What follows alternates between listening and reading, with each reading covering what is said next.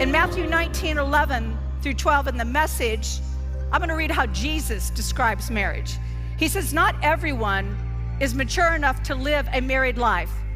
It requires a certain aptitude and grace. Every married person say, amen. Marriage isn't for everyone. But then he goes on to say, but if you're capable of growing into the largeness of marriage, do it. Marriage is not a place where people shrink into roles.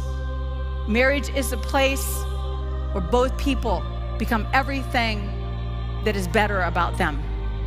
I'm just going to be quite honest with you. My marriage has put more of a consistent pressure, not because my husband's a bad person, but a marriage exposes what is bad in me, more of a consistent pressure than anything else. It attacks every hidden area of selfishness and fear in my life. It has exposed my lack of trust, my inability to forgive. My marriage has actually created patience in me, which I don't even think I ever had before that, and has refined my definition of what it means to love somebody and even what it means to like somebody. Marriage, more than anything else, has increased my capacity to serve. And that is how we are supposed to approach marriage.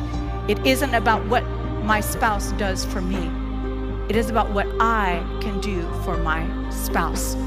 Everything I should do, everything John should do, and he does a better job than me. You already know that I would be a piece of work to live with. Okay, everything that John does is really actually creating the best environment for everything that God has seeded in my life to flourish. And God is the one who originated marriage. He is the one who designed it.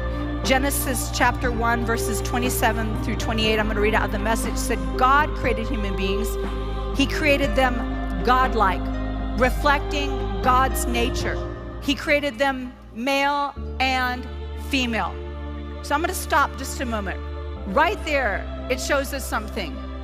God creates us male and female to reflect his image.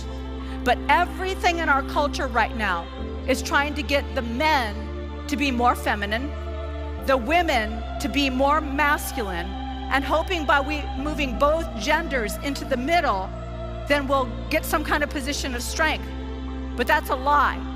A position of strength is men being men and women being women. It is not blurring the genders. It is actually celebrating both genders, not to the neglect of one or the other. I'm not trying to be mean, but there is no such thing as a sex change operation. There's only a sexual function change. Your chromosomes will not change. You are either X and Y or XX, and you can have all the surgery you want. If you are a man, you'll never have a uterus. I'm sorry, Bruce. Anyway, it's just not gonna happen. But the truth is, we have a broken society. And that is why people are trying to think that they can get healing through sexual expression. And it's messing with the image of God. And so we need to be a people who understand that gender is our entrustment to express how God interacts with the earth. And so we need to do this well. It goes on to say, God blessed them. He said, prosper, reproduce, fill the earth, take charge, be responsible for the fish in the sea, birds of the air, and for every living thing that moves on the face of the earth. Then God looked over everything he had made, and it was so good, so very good.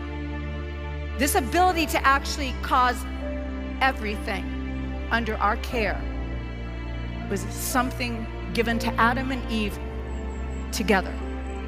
And it was something called dominion. And dominion is the right to exercise authority on behalf of those under your care. But the fall messed up a bunch of areas. And now all of a sudden, instead of Adam and Eve being two people with one heart, you see division coming in for the very first time. Instead of multiplication, you see chaos instead of order.